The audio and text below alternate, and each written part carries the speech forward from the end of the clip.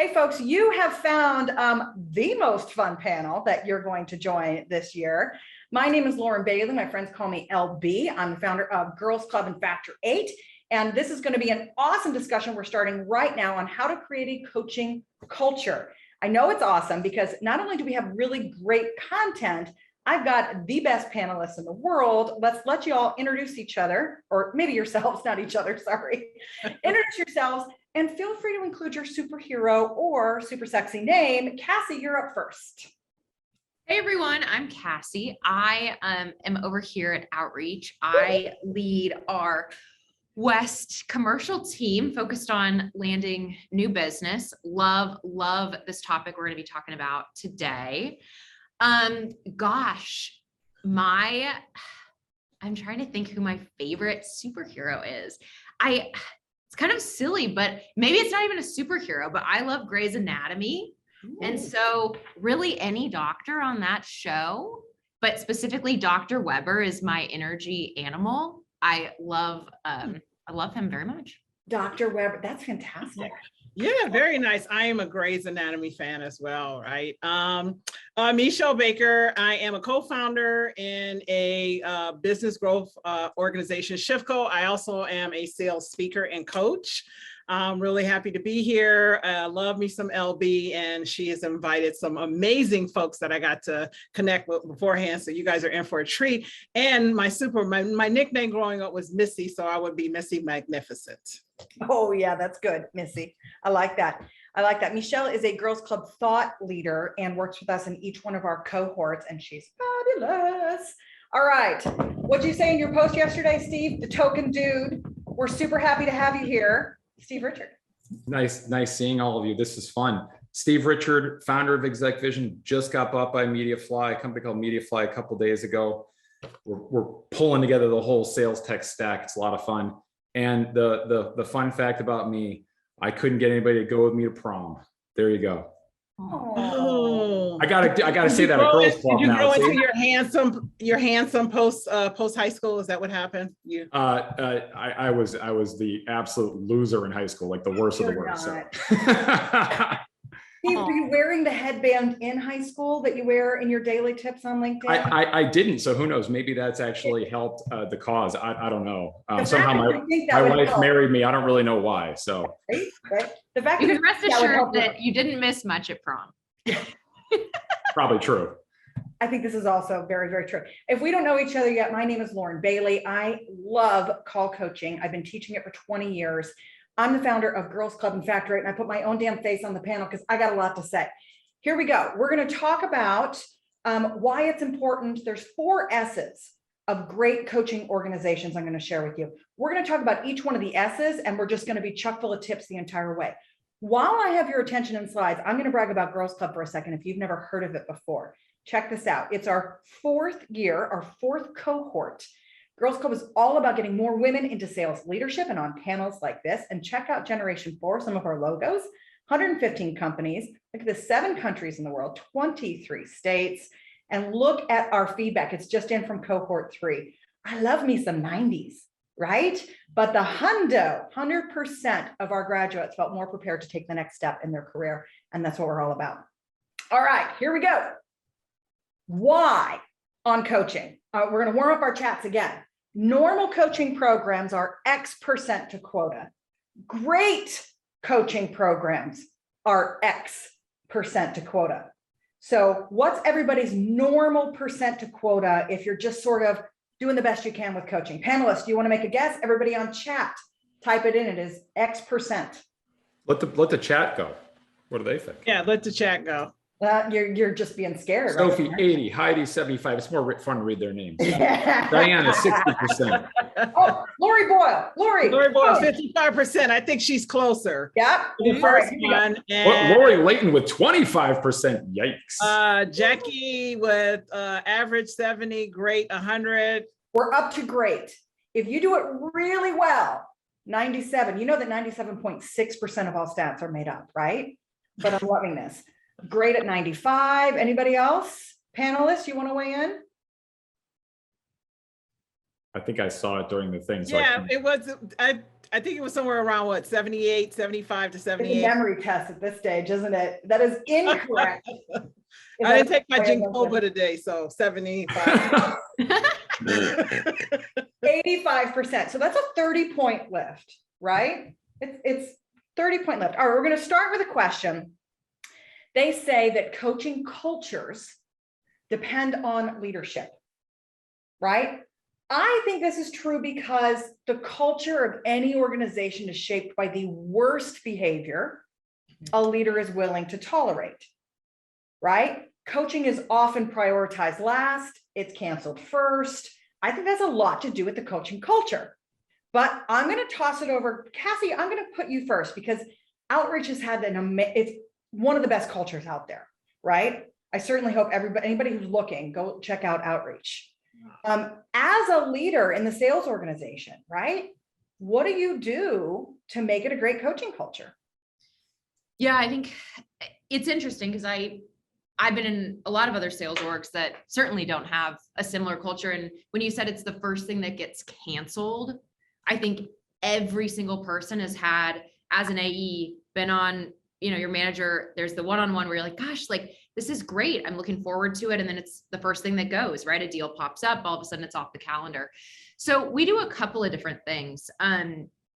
First, we separate our one-on-ones. So all of our frontline managers have 2 one-on-ones a week, one that's specifically tied to the metrics and pipeline, and another that's exclusively coaching. Good. And those are 2 meetings, and it goes all the way up to our CRO that do not get canceled. Boom. I love that. And there it is. It takes the cue all the way from your CRO, because if Anna were canceling those left and right, you'd be like, no bigs. Exactly. And what we do to ensure the quality of those is we actually have what we call film review, which you think about film review in terms of sales calls, like, oh, this is a time where we listen to reps calls. We actually have leadership reviews. So monthly, I sit down with my frontline leaders and we listen to their coaching calls. And then quarterly, our SVP picks out the best of the coaching calls and we listen to it as a leadership group. Okay, hang on 1 second. I got to clarify.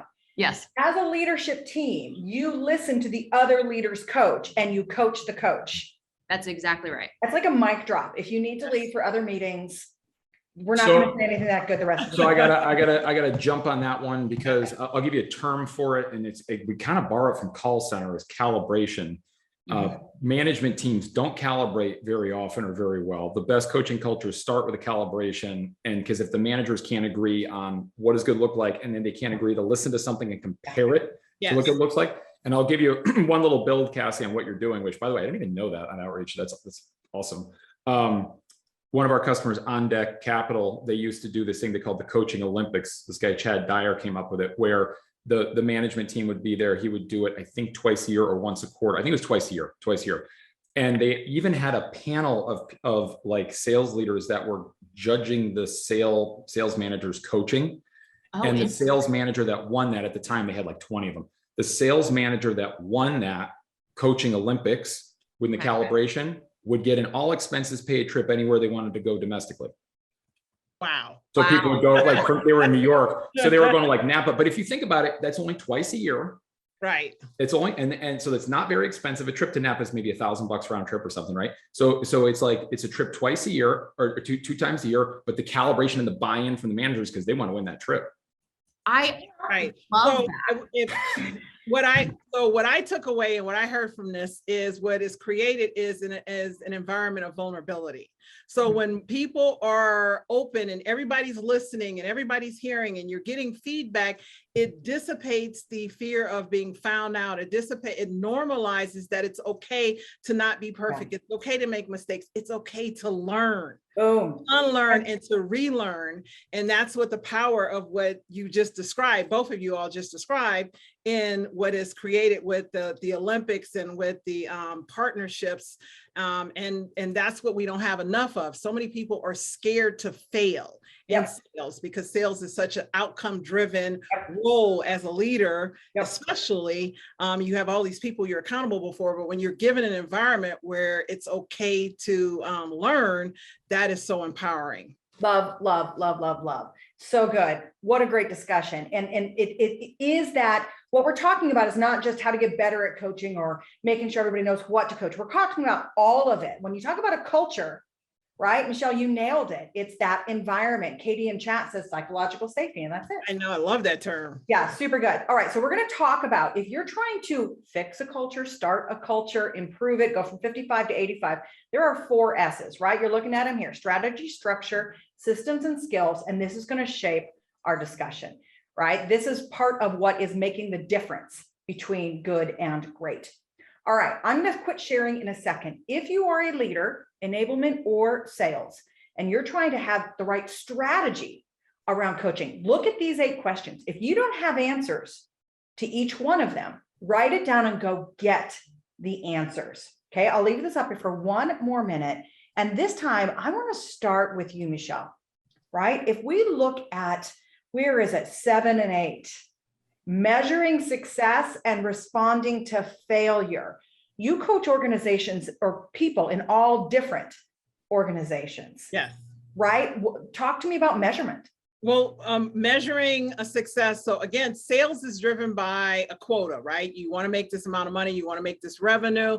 And there often, not always, but often, the emotional component of what someone is experiencing as they attempt to make that number is not measured. It's not discussed. It's not talked about. I tell people sales is actually a very difficult and challenging job because you're faced with the way you feel emotionally, mentally, spiritually, right? You're dealing with all this rejection. We know that successful salespeople hear no more than anyone else. And they've anesthetized themselves to the no. They've taken the no as an opportunity to learn, whereas people who are struggling, that middle and that lower rung, are somehow struggling and internalizing and taking it as rejection. They are not bouncing back and utilizing it as a way to leverage. So how do you measure that? And that's sometimes where the challenge comes in of how you develop someone who's right at that cusp of becoming incredible, but can't seem to wrap their mind around what they're feeling.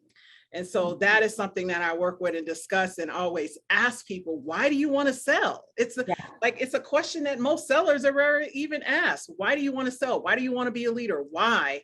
And Simon Sinek says it well, when you can uncover that and you can lock, stock that and build off of that, everything else starts to become a lot simpler and the metrics become a lot easier to obtain.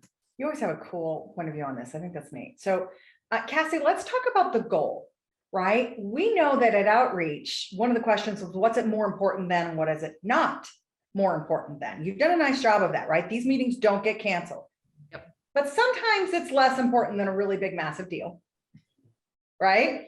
When you talk about that coaching and development, what's the goal at outreach? Yeah, so our goal and the number one thing that we're focused on right now is AE participation.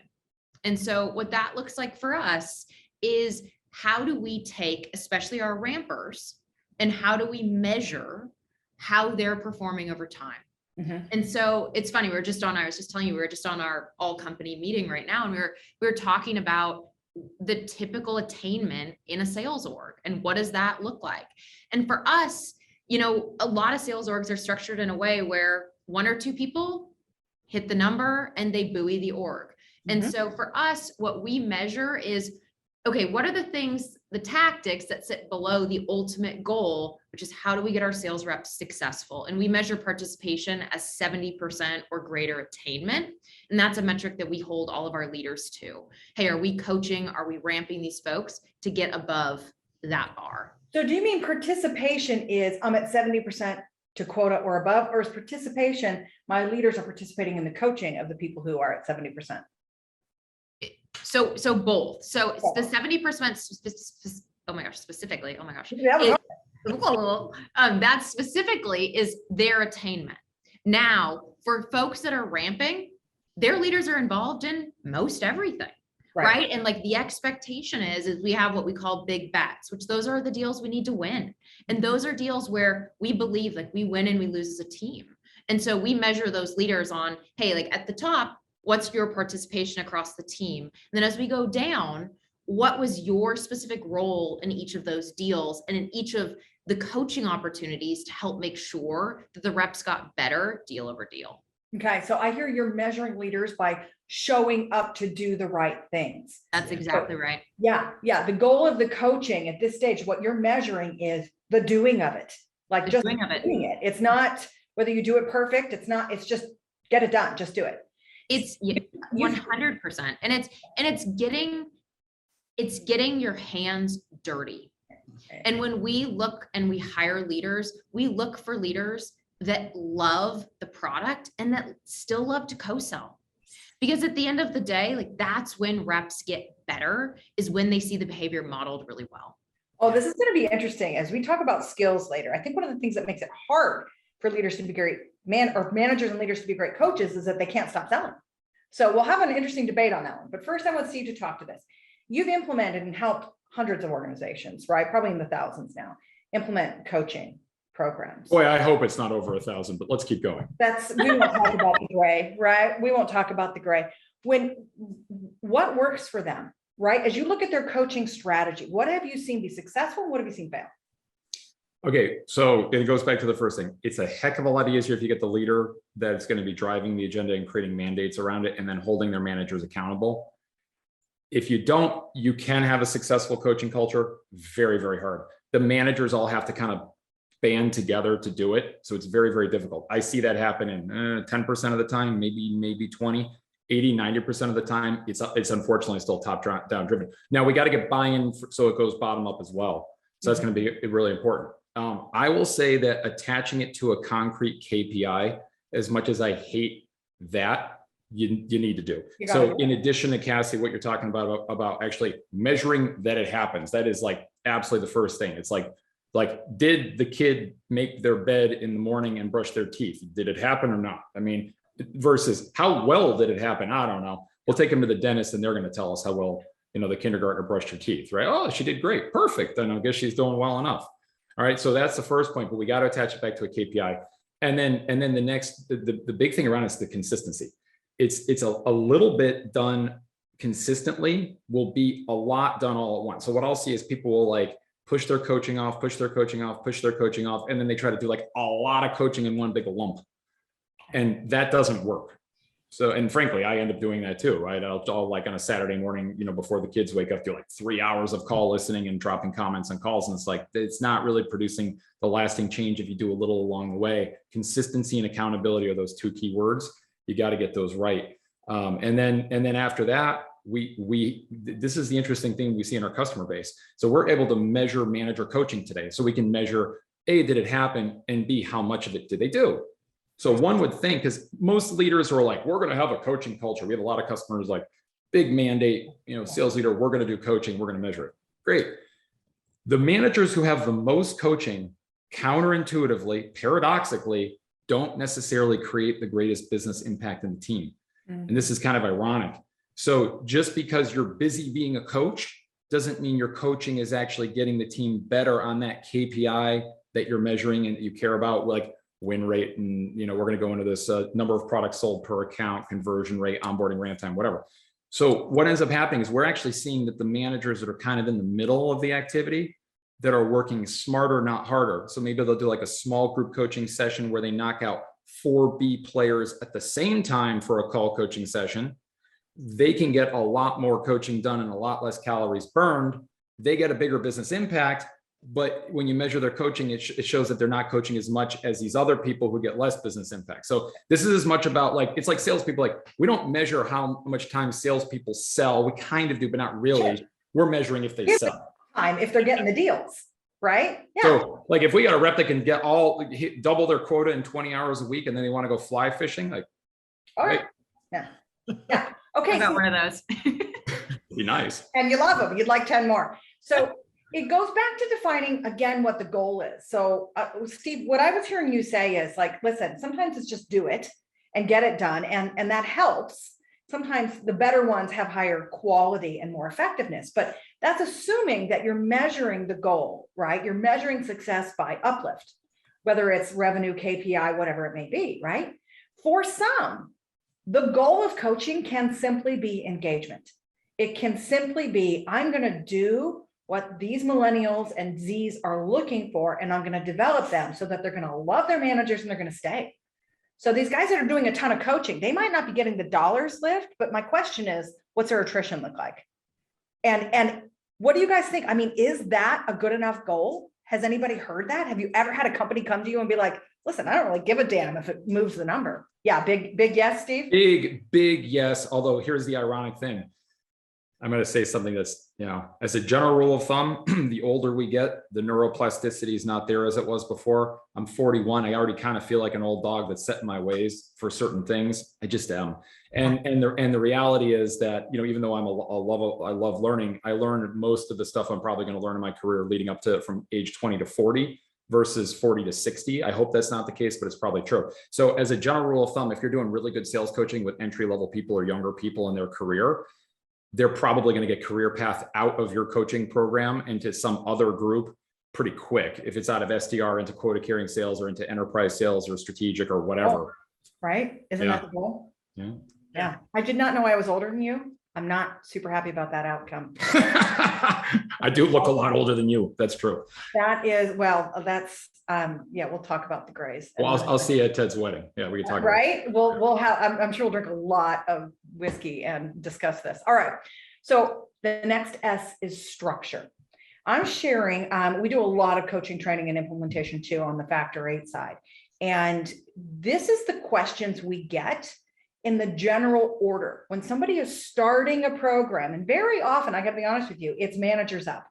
The most successful ones are leaders down, but the majority of times you don't get that super great leadership and you're trying to kind of bake it from the bottom up.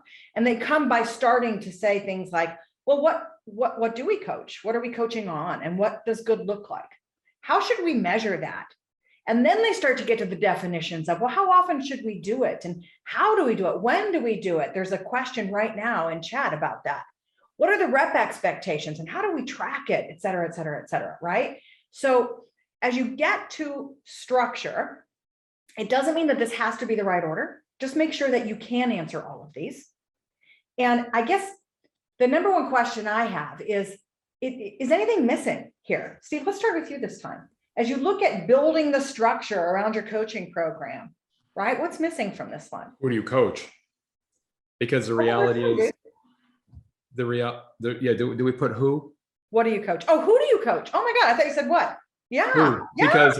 Because the reality is that most managers spend way too much time. There's the old corporate executive board research. I used to work there, and they show a bell curve of performers, and they say equal amount of coaching for A, B, and C players.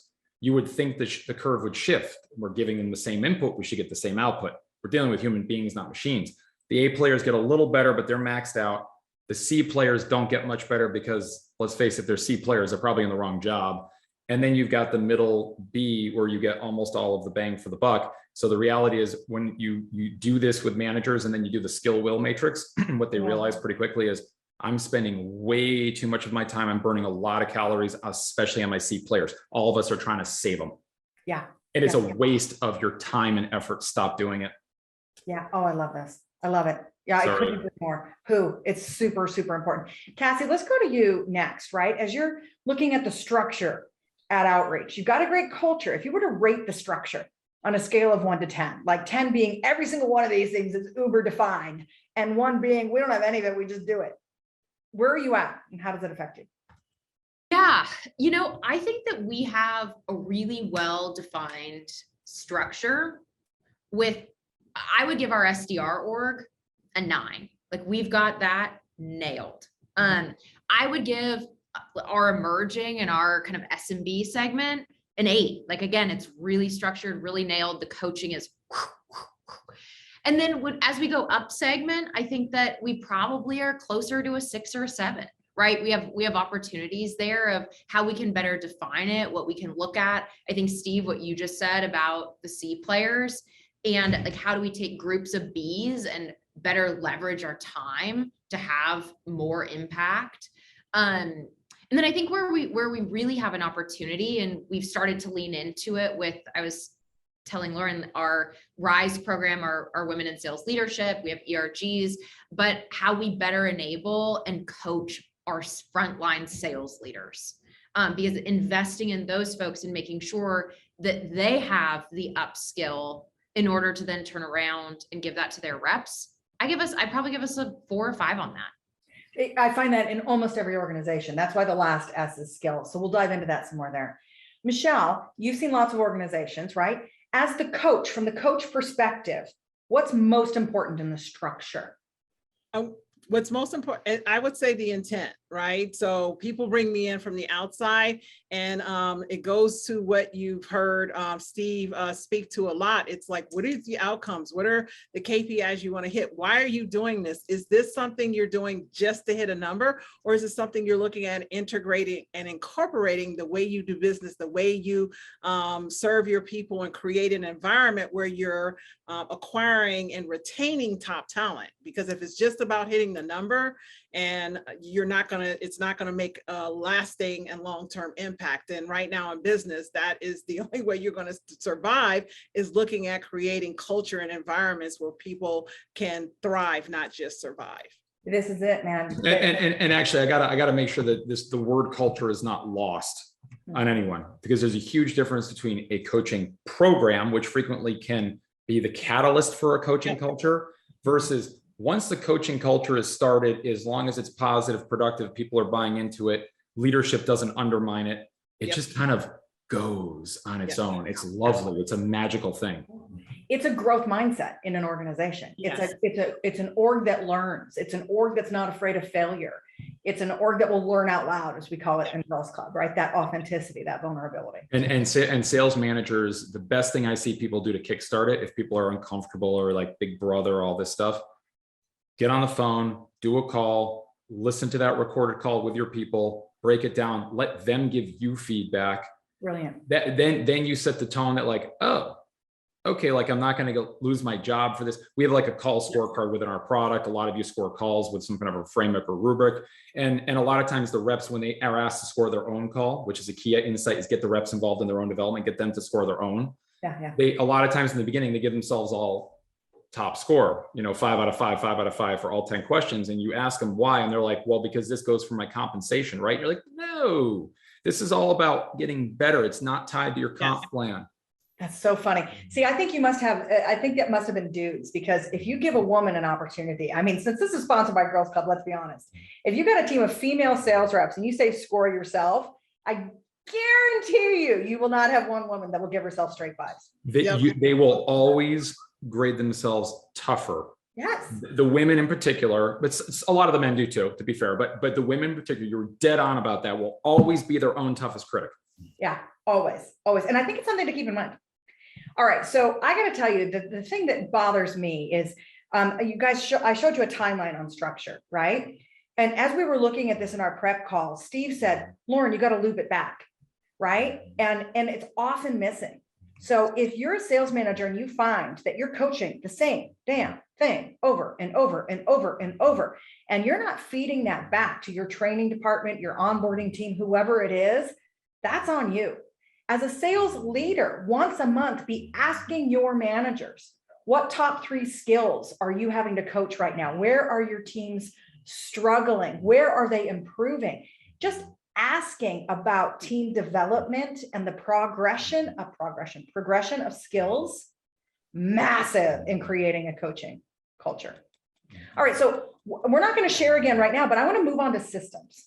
Right? Cassie, Steve, I know you guys love conversational intelligence, right? Exec vision and outreach voice literally are 2 tools, leading tools in the marketplace. What advice do you have for folks around systems? Cassie, you first this time. Yeah, a couple of things. So first, we use our SDR org uses outreach voice. They listen to calls, they share calls.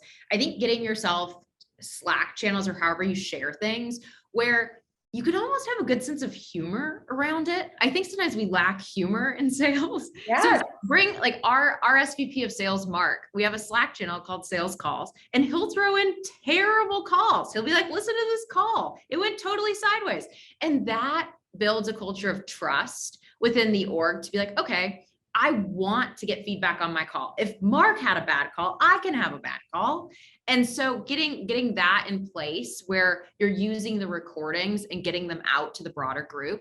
How I use it within our org is we use what's called Outreach Kaya, which is our jumps into the Zoom meeting and records everything. But I actually have triggers set up where I can see all of our deals that are over a certain size. And I want to see the calls where my managers weren't in the meeting or my managers were in the meeting to watch and understand what the coaching looked like throughout those different deals. There's a lot of ways to use technology to make sure that you're scaling yourself appropriately and you're in the right meetings, but you're also getting caught up on the other meetings and making sure that your leaders are doing the right things when you're not there. I need you to repeat that because I think I may have missed some brilliance there. You're comparing meetings where your managers were and where your managers weren't and looking for what? So I'll set up, we have this idea of big bets, which is our biggest deals. And we sell to sales leaders. We get to sell to our own persona. It's that's fun. awesome. And so our reps are in the deals, I'm in the deals, managers are in the deals. And I have a trigger set up within our conversational intelligence that notifies me of every meeting that we have over a certain dollar threshold where one of my managers wasn't there. So I can understand like, hey, how did we do? And how are we doing at multi-threading the deal with different folks in their org? And it's a good coaching opportunity for me to go back to my managers and say, hey, what were we, doing in this deal and where are we at? Yeah, I didn't know that you could set a trigger like that. I've heard of trigger words, right? But you got a trigger about who was in attendance. Yep, that's exactly right. That's fascinating. Okay, Steve, your top bit of advice around tools. Oh, you're on mute, my friend. I'll give you two. The first tip is regarding call recording laws, and I'm going to put this in the chat. So, first and foremost, you have to get recorded calls approved by whoever in your organization. I'm not a lawyer. I've worked with over 35 companies. They ultimately, every one of them approve them. Usually I end up actually on the phone with their GCs or privacy officers and people like that. They just don't understand. They don't understand that like an outreach, for example, there's a setting. So if you call an all party consent state like California, it just doesn't record that call based on the area code. Now, of course, we all know that sometimes people are in California, but maybe they have a Atlanta 404 area code. Well, there's those things that happen, or they have a California area code. They're from California, but now they live in New York, whatever. But the risk becomes very, very, very, very small. So I'm going to put a blog article in the chat here for everyone. And if you need any help on call recording laws, please leverage me. It's a complicated, nuanced subject that most people don't understand a damn thing about. And by the way, there is a reason they call them legal opinions, because the lawyers have opinions in the interpretation of the state statutes along the way, and every state is very different. So for example, I call them the M&M states, Maryland, Massachusetts, Michigan. Most people don't realize that all of those states have carve-outs for recording for business. And it's also not where your reps are located. People think it's where the reps are located. No, it's where you're calling into. The state cares about the citizens of their particular state. And here's the biggest mistake that people make on call recording laws, which blows my mind. They never get their own people to sign something acknowledging they're being recorded, which to me is nuts. And actually, if you go to that, because everywhere in the country, the United States of America is a one-party consent country filled with all-party consent states, or there are like 11 of them. So if you go there, there's a blog, literally I have a call recording policy you should put in place. I got the document you have people sign from the Society of Human Resources Managers. I'm talking about like $20,000 in legal bills you can save yourself. Click in there, click that, download those templates and use them. That's step number one. Step number two, we've all probably heard of the forgetting curve. Our brains are wired to purge and dump and forget information overnight. So the biggest mistake that we make in our coaching programs is we don't make them. We have to probably coach the same thing, usually for most people, at least 3 times before they actually, master is a strong word, before they get it right. Sometimes like 6. So in terms of a technological capability, the difference between the exec vision versus the refracts, and we integrate with outreach actually and ingest those recordings, and Kai and other things, is this idea of coaching plans and how but again, you don't need a technology for this, but what you do need to do is track it. So my old Vorsight business that I sold, we had 453 SDRs over 16 years. And our management team was religious. Every Wednesday, they'd have this coaching meeting and they would say, who are we working with? What are we working with them on? How many meetings have we been working with them on this? And then have they changed? Yeah. And once it becomes mastery, then it's repetitive, it's habitual. You don't have to worry about it again. It's so true though. And I love the tools that, by the way, a lot of dashboard tools, if they're really good, can integrate your call scoring. And so that way on your management dashboard, I'm not just looking at metrics and KPIs and results, I'm also looking at skills. And I think that's just super sexy, but I also don't get out that much.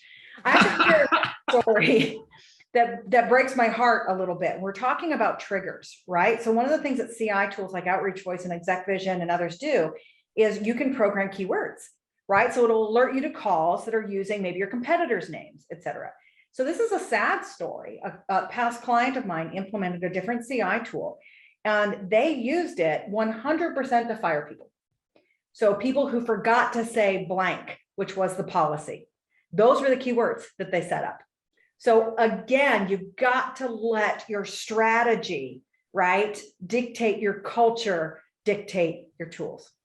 Michelle, I'm going to pass it to you for a second because you've got 3 out of 4 panelists who are massive fans of call recording, right? Anybody who's been a sales manager, the busiest job in the world, cannot sit live waiting for calls to happen to coach, which is why CI is a massive category. You still like live coaching, try and sell us good luck. At this point, you guys have almost made me go to the other side. The only thing I'll say that I've heard consistently with the differentiating is, again, I go to intent, right? So the goal of coaching is to help someone harness a habit.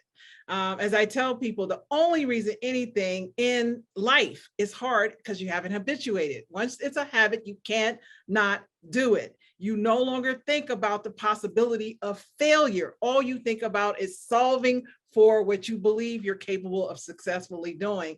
And I am a fan of whatever you need to use to help your people do that so that they not just do it well, they enjoy it. The company will thrive. It'll be a better environment, culture. It's better for the buyers, the sellers, the managers. And that's the hardest thing to do, is to get adults to habituate something that is challenging, right? And if you're using a tool, I'm not even going to bat an eye at this point, because between you, Cassie, and Steve, I'm almost over into what I call the dark side of animation of coaching. So I'm going to do devil's advocate for a minute, because I'll tell you what, Michelle, I have sold to a lot of sales leaders, and I call it the call recording value ladder, where they start where they're like, why would you record calls? Isn't that for like customer service? That's weird. Yeah. And then you all get all the way up to where they're using like a CI tool. So the one that I'll tell you what I am stumped on, I haven't been able to figure out how to crack the code on them, is the real-time coaching people that like to literally listen in real time. Outreach has, what's the capability called, Cassie, where you can like literally hear the calls as they're happening? Yeah, in Kaya, we have real-time coaching now where cards pop up at the reps. Oh, so I know Kaya pops up, but I'm talking about the managers actually listening. Oh, the live call studio where you're actually listening to the rep live on a call. Yep. I know some managers that swear by it. They typically have transactional sales processes where they want to like just get in there, like basically tell the rep what to say, and the rep parrots it, in real time. And look, to me, that seems insane, because if you've been on a sales call and they go, say this, but for other people and their rhythms, sometimes for the rhythms and motions, it does great. And the reps close more deals. So all devil's advocate, sure. Yeah. Listen, I think that it really depends again on the goal, right? If your goal is to increase sales, then you want live coaching, because you're not coaching the rep, you're coaching the deal. Let's be clear. And now Kelly's in here saying there's a difference between being live on the call and influencing it versus providing coaching. Kelly, what I'm talking about is literally, they'll sometimes use what's called a whisper feature. So when the manager talks or slacks or something, only the rep can hear it, but not the buyer. So that's like where literally it's like a ventriloquist with a dummy, like, say this. Okay, he said say this. Right, it's like that kind of a thing. This is a decent controversy, right? So Cassie, you and your org use it. Yep. Right? I'm going to go a big thumbs down. Everybody chat. Love it, hate it. Don't be a wussy and not vote or say sometimes. Steve, where are you? Love it, hate it. Hate it. I'm with you. But again, I'm gonna say I see a lot of companies that do very, very well. And honestly, when I go in there, and I used to go on site before COVID, And when I would go on site and I saw them doing it and I watched it in real time on a big sales floor, 150, 200 people, I walked out of there going, you know what? There's nothing broken here. The people seem to like it, embrace it in this culture for some reason. Their numbers are phenomenally good. Who am I to judge, right? If that's working for them and their culture, I'm not going to try to convince them, scrap this and go to post-call recording review. Yeah, yeah. But for it to work, you've got to have a great coaching culture. That's why it's working at Outreach. Everybody's vulnerable. It's about the share. It's open. We all help each other. That's the culture, and that's why it works. Yes. Anywhere else, it's like, back up off me, man. Yeah, and I think the other piece of it that's really important is it is, to your point, Steve, it's really use case dependent. And when it fails is when you have a world where managers are using it as like that big brother world. And when you have reps that it's used as a ramping tool, right? To help either reps that are struggling or reps that are ramping. If you're not exiting those reps off of that, there's a bigger problem. That's a good point.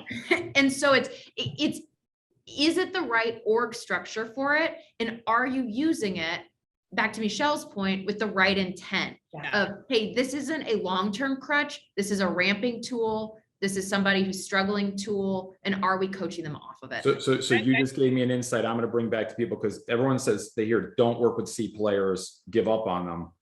Cassie, I love this. The final life raft is we're going to do it in real time. And if they can't do that, if they're not showing change and progress after that, then we're done. I like that. Sorry, Michelle, go ahead. No, I was just going to say, the one thing that I'm hearing consistently for anybody listening, popping in the chat, that is being said is that, yes, these tools work. Yes, we're a fan of different ways.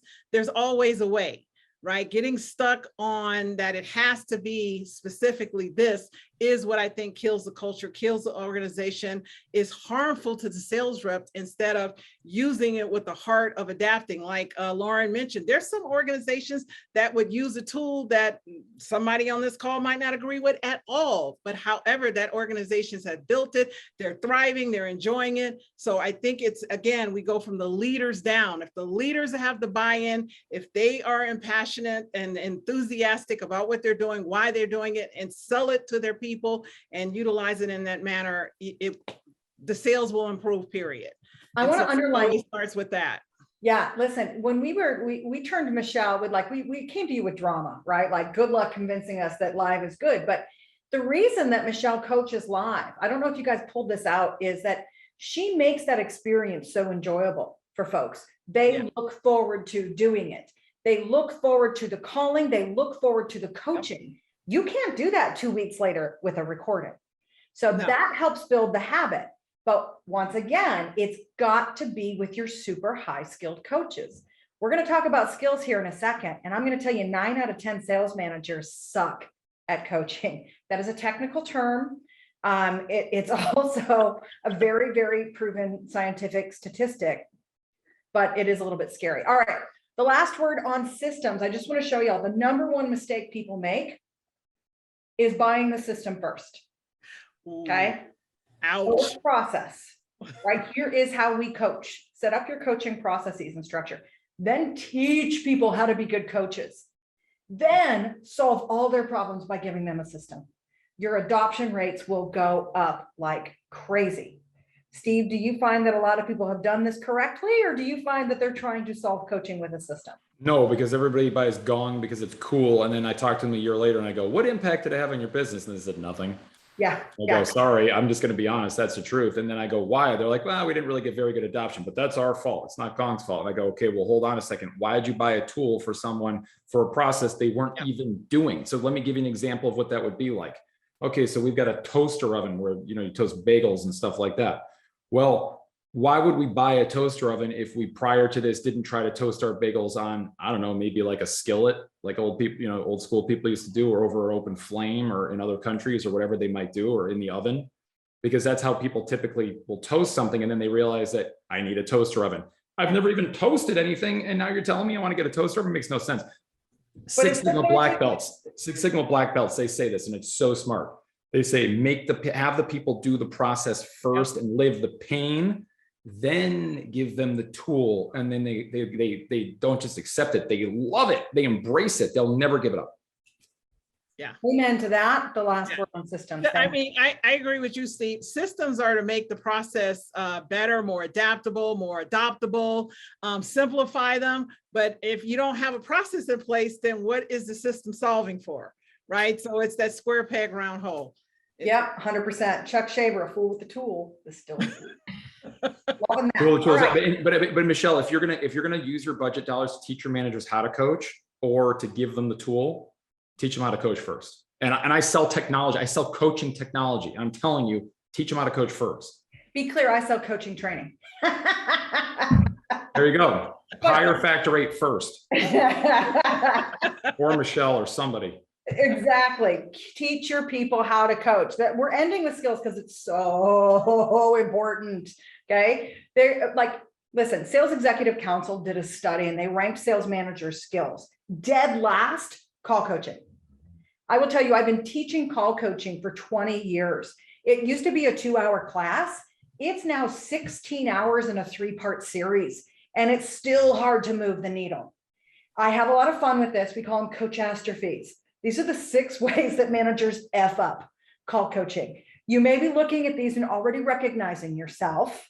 Michelle, I'm coming to you first. What do you think are the biggest, like, what's the biggest mistake that you Well, I would say, like, you had Debbie Downer and Be Like Me. People tend to have a habit of looking for what went wrong, right? And not realizing that. I always tell people, wherever you start is almost where you end. Right. So if you, right, it's that sandwich. Let's talk about what went well. Let's talk about what excited you about that. Oh my God, that's absolutely amazing. Now you can segue into that challenge, that difficulty, that opportunity for improvement in a different manner, and it's received differently. And that person will more likely can think for themselves how to solve instead of you telling them how to solve, because they're already, you've expanded their mindset, right? Creativity happens when people are generally enthusiastic. It rarely happens when they're in a fear, doubt, overwhelmed situation. Yes, so, that's why you're getting I'm a big fan of start high, take a dip, go back high. Right? It's the feedback sandwich. Yes. I will tell you, Michelle, that we teach to overcorrect, right? It is the hardest skill to move. I can get them asking questions. I can get them leading with this. I can write with the positive, but there's still, the overall conversation is so negative still that we now teach 5 to 1. I want 5 atta-girls, atta-boys, atta-persons. Change that entire term now. Atta-humans, there we go. And 1 thing to improve. And it's a principle of positive intelligence, right? Is that you need a lot more positive energy to offset negative. Yes. A lot, like three times or more. So that 5 would definitely put you in that sphere. And that's what people think, that you can just go in and direct that energy and turn things around. It's literally, I like to tell people, our emotion is what makes decision. And if you want someone to make a better decision, you must lead them to a place where they believe they're capable of making a better decision first. And that requires positive energy. Is that a real thing, this principle of positive intelligence? Is that what you called it? Yes. That's fantastic. Yeah, so actually, Michelle, I'll back you on this one, because like they've done studies on married couples that are happy and unhappy in their marriage, and there's that magic ratio, and I could swear it's even higher. I think it's even like 5 to 1, where when the ratio of positive to negative from one spouse to the other dips below this magic ratio, let's call it 3 to 1, then they end up usually splitting the sheets. So that's true. This is all very, very accurate behavioral. Very, very accurate. Yeah. Like people always ask me why I smile and all this stuff. And like, I tell people, this is a lot of work all day long. However, my outcomes are absolutely incredible, right? My conversion rates are absolutely incredible. This is all intentional because it puts someone else in the mindset of belief. So as they're listening to me, talking to me, experiencing me, they're like already nodding. Watch people join Zoom. That's necessary with your people. Michelle, right? Watch people join Zoom and see how many people are smiling when they join Zoom. Not a whole, or Teams or whatever. Oh no, so, or even have their camera on. Yeah, but most of the time they look like they don't want to be there. Yeah, the number one thing, you join an online meeting, you smile and you do this with your eyes. You know what I mean? You go big, and there's all sorts of behavioral research behind that. So true. People don't think about that at all. Cassie, what do you want to say about skill? you said that this is where outreach needs the most, like, this is where you need the most help with your team. Mhm. How do you see that? What's worth training and improving and what's not? Yeah, I love your little circle of the areas that are the boo-boos. I think the biggest one probably for us is we do a great job of promoting internally, right? Folks that have sold the product. And so the first thing a lot of sales managers do when they get stressed is they say, here's how I would do it. And we lose sight of the fact that, why one person wins is totally different than why someone else wins. And when I think about, when I first got to outreach, I had never been anywhere where there was CI. And I think one of the downsides of CI, and I've worked really hard with my team on this, is when you have a struggling rep, sometimes you'll say, go listen to calls. Like I was coaching a rep a couple weeks ago, and I was like, this doesn't even sound like you, and they had listened to so many calls of other folks that they were trying to mimic that. And so making sure that your reps don't lose their own voice in that process. So both the managers, the be like me, but also how do you leverage the technology to make sure that no one's going to do their best if they're just a robot version of somebody else. Nice. By the way, in the spirit of vulnerability, I just realized this entire time as I've been typing in super awesome moments and what I've been learning, I've been sending it only to the 4 of us. So good use of the tool. Oh no. Feeling great about myself. Everybody's got learning to do, even if you are as old as Steve Richard. Guys, I did a webinar just on those 6 boo-boos that is chock full of like the 12 biggest ahas that we teach in our 28-part coaching series. And you can get it free, factorate.com/coaching if you want another freebie resource. All right. I think that I'm going to leave this slide up because we're talking about anchoring call coaching culture. Blah, blah, blah, blah, blah. Anchoring meaning how do we keep it alive? And here are 10 ideas, right? If you're starting with a great big idea, how do you keep it here? How do you keep this coaching culture 10 years from now? But at the same time, I want to open it up to our panelists because we're coming down to our last 5 minutes.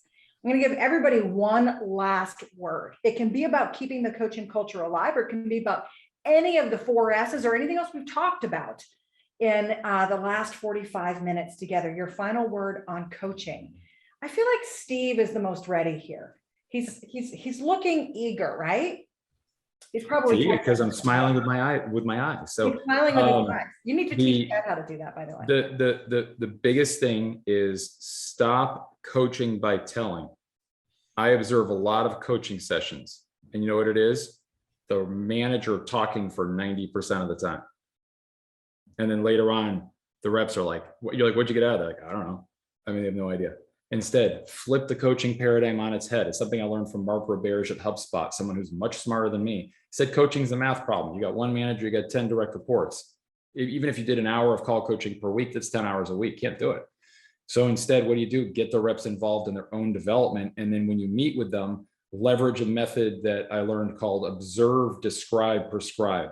Just observe what they did. Don't judge them. You're not Simon Cowell. This is not American Idol.